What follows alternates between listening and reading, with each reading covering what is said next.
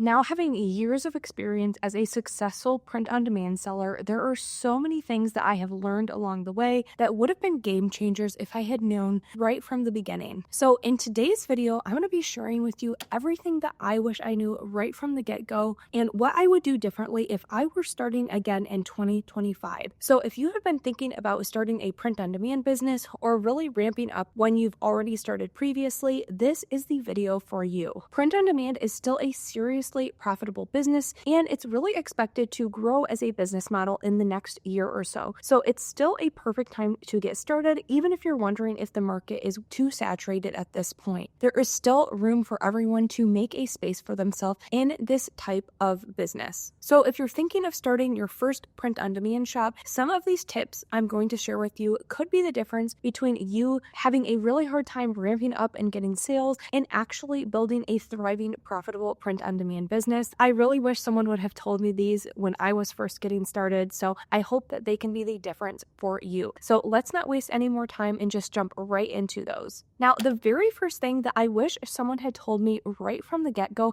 that really would have changed my mindset on this business model and how I approached many things is that not every design that you make is going to ever make a sale. So even the top shops on Etsy, on Amazon, they have many items that sit in their shops and inevitably don't actually get any traction or make sales. And this is very true for almost any print-on-demand seller. Now, we definitely want to be making quality designs in niches that people are looking for, but the reality is a huge portion of our catalog of items are just not going to be things that ultimately get in front of the right buyers and make sales. However, that is no reason to fret because a small percentage of your shops are going to become the best sellers that really carry everything else. Even for me, after years doing this business model, a small fraction of items that I have made and uploaded to sites like Amazon Merch and Etsy with Printify, even for me, only a very small percentage of the items I have made and uploaded actually generate 90 to 95% of all of the revenue I'm making every single month. And while I do have other designs that get handfuls of sales here and there, I still have items that have never made a single sale from the moment that I have uploaded them. So if you're feeling discouraged because you only have made sales on maybe one or two items and you have 100 or 200 posted, that is totally fine because those best sellers are going to be what carries your shop. Now, print on demand isn't a purely numbers game, but that is a big component to it. So finding your best sellers often takes just uploading enough volume of products so the one or two products that are going to do really well are going to be found by the right buyers. So keep uploading, keep posting. Don't get discouraged if things don't get bought right away because a lot of your items probably never will. But that doesn't mean you can't be super successful and make profit every single month with the items that do end up selling. Now, one of the next things that I wish I had really realized from the beginning of my print-on-demand journey is that Etsy is a lot of work, but it is pretty much the best place to start if you want to make a lot of profit very fast. Now, in my print-on-demand business today, Amazon Merch is definitely one of my top performing sites where I am making a ton of profit every single day, every single month. But with a place like Amazon Merch or other similar sites, you are limited to how many designs and uploads you can do every single day, especially towards the beginning. Whereas on Etsy, you don't have those same kind of limits. So it's really possible to build up a successful store in just a couple of months there. Now, it definitely is going to be more work. It's not going to hold your hand as much as a site like Redbubble or Zazzle or TeePublic is going to, but that means that you have less competition with people that have that lower barrier of entry trying to do those other easier print-on-demand sites. So that's why you can make a ton of profit.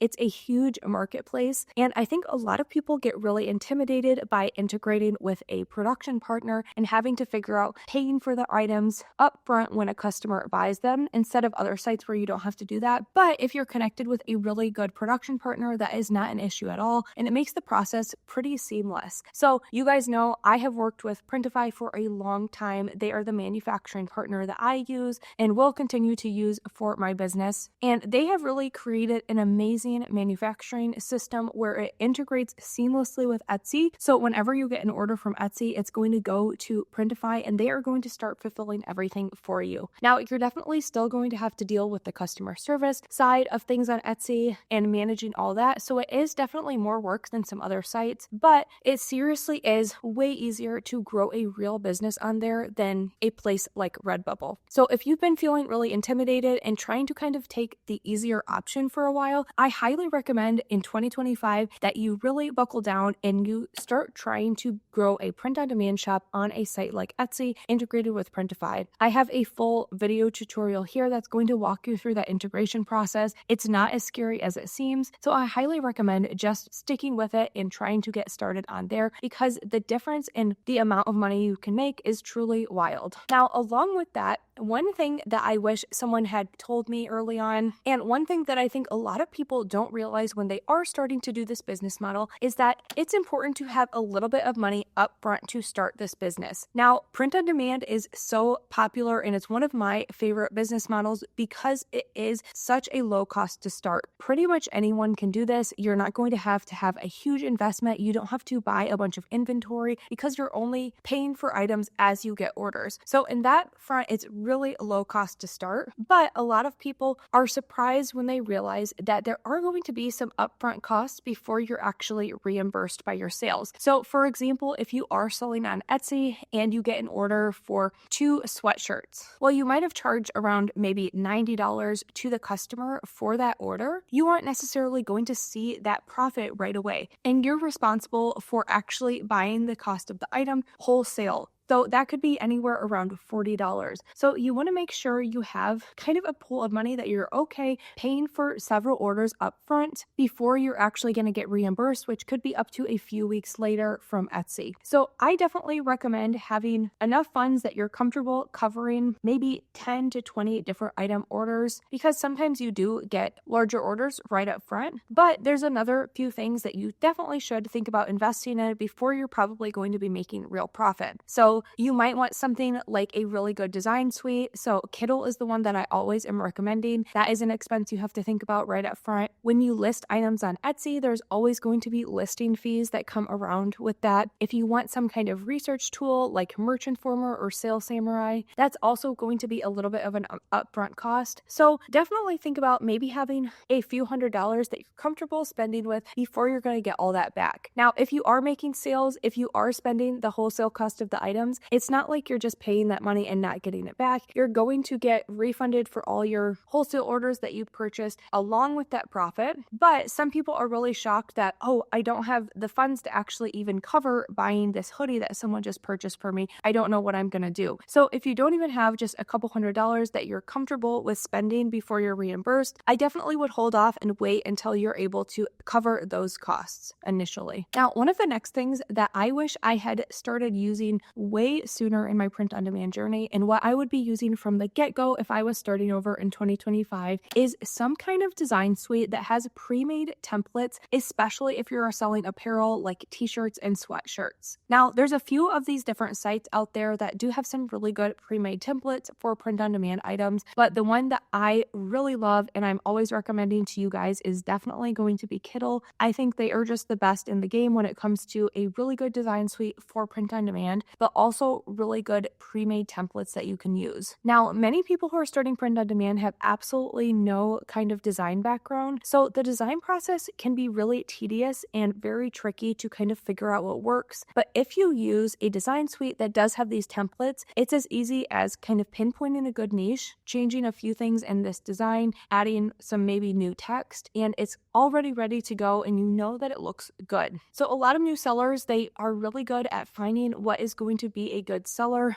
but they really struggle in the design department, and inevitably they end up not getting sales because their designs just really don't look as good as some other things that are out there. So I highly recommend using something with a pre-made template. Another thing that I really suggest is getting a good subscription to something that maybe has some great pre-made graphics. I am all about doing things as good as possible, but as efficient as possible. And so I never have really wasted time making hand-drawn graphics graphics or spending tons and tons of time on designs. So I really like the site Creative Fabrica, and they're definitely one of the lowest cost subscriptions out there. I think it's for around like $4 or $5 a month. You get access to their entire print on demand library. So it's going to have like graphics for all your projects. They have different fonts, they have designs, tons and tons of things you can use that is going to save you time. And if you want something, for example, like a Halloween pumpkin design in like a groovy style, you can look up like groovy Halloween and it's going to bring up a bunch of different options that you can download and use, license for print on demand. So definitely I would be investing in the beginning in some really good design templates,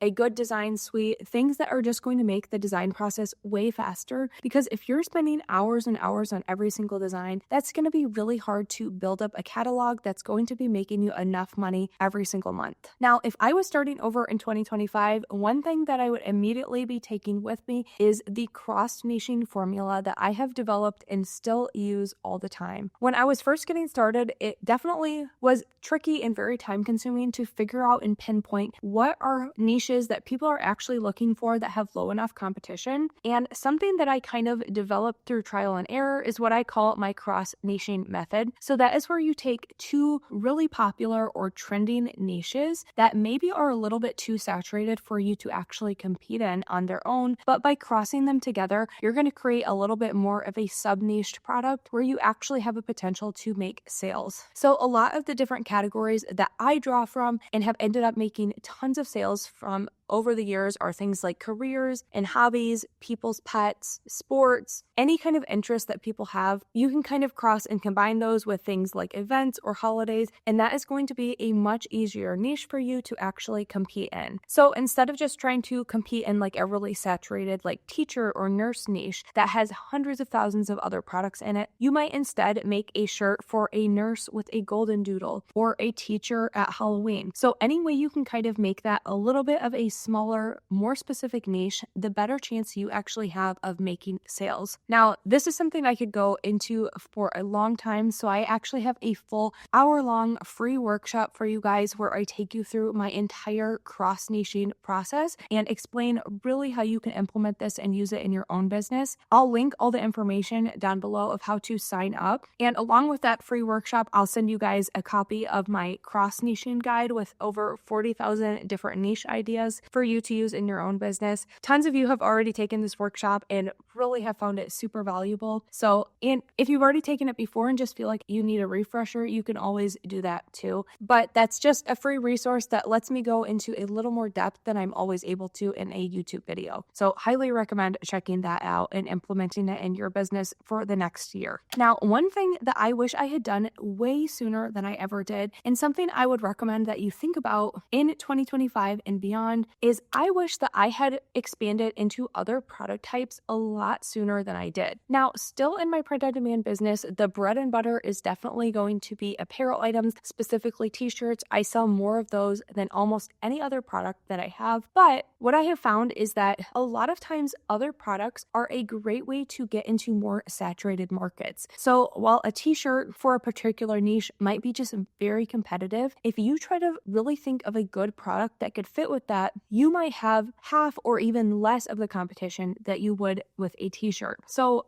other product types that I have expanded to over the years that you might think about are things like tumblers, mugs, tote bags, throw pillows, sweatshirts, hats, journals. Really, the possibilities are endless. And if you're connected with Printify as your manufacturing partner, like I talked about, they have over 800 different product types. So almost anything you can think up as a print-on-demand seller, they probably have a version you can sell. But if you've only been sticking to just like t-shirts and sweatshirts, I think this next year could be a really good time to try a brand new product that you never have. Or if you're racking your brain trying to think of a print-on-demand shop idea, you could just forego t-shirts altogether at the beginning and just start making a shop that maybe only has mugs or only has tumblers or some specific product related to your niche. Now, what I do want to caution against when you are adding new product types to your business is that you don't get overwhelmed with too many options. What I see time and time again is many new sellers, they they kind of get distracted by trying new things. They're always hearing about new ideas. So instead of sticking with what they're doing, they're jumping around from one product to another, and it just really doesn't help their store grow and actually get the momentum to get sales. So I think that you really shouldn't be selling more than 2 or 3 different product types in your store, just because it can get very overwhelming really fast. And if you try a new product, don't judge if it's really working for you or not until you have like 100 or 200 listings for that product type. So sometimes I see people, they upload 10 tumblers and then they're like, well, I don't think this is really working, but you truly don't have the volume to tell that until a little bit further down the road. So just when you try a new product, really commit to it and stick it out for 100 or 200 listings before you move on to something else would be my best recommendation. Now, one of the next things that I really wish I understood from the get-go in this business, and that a lot of sellers are really taken aback by, is that if you have a design or an item that becomes successful, it inevitably is going to get copied. It's going to get stolen. Now, this is a very, very frustrating reality of print on demand. It happens to me, it happens to others, but pretty much if you start to make consistent sales, someone is going to see that and they're either going to take inspiration from your design or your niche, or they're just going to flat out steal it. Now, there's tons of different philosophies on what you should do if your designs are getting copied and stolen, but I typically like to stay more on the side of, I think you should always be looking forward in your business, and a lot of time chasing down every single person that is trying to make copies of your designs can get very, very tedious and frustrating, and it's not really helping you move the needle in your own business and make more sales. So I always recommend sticking to making new things for your shop and keeping moving forward instead of chasing everybody that's trying to go about this business model the wrong way. Now, there are some instances where someone stealing your design has seriously impacted your sales, so that might be a good time to do it. But really what I wanted to say with this section is that just be aware that this is going to happen and it's going to really frustrate you, but it's kind of inevitable in this business model with the way things work. So just, it's okay to have a moment of frustration, but just don't let it kind of get you discouraged, and just move on and keep moving forward in your business, and that is going to be best for you in the long run. Now, the next thing that I wish I had really understood from the get-go was how to use a research tool to actually find niches that are going to be profitable and help me make sales. So I couldn't fit it all in this video, but I do have this full video right here on how to use one of my favorite research tools. I highly recommend you check that out after this. But thank you guys so much for watching, and I wish you so much success as you prepare your businesses or start them in the new year. Thanks so much for watching. I'll see you guys later.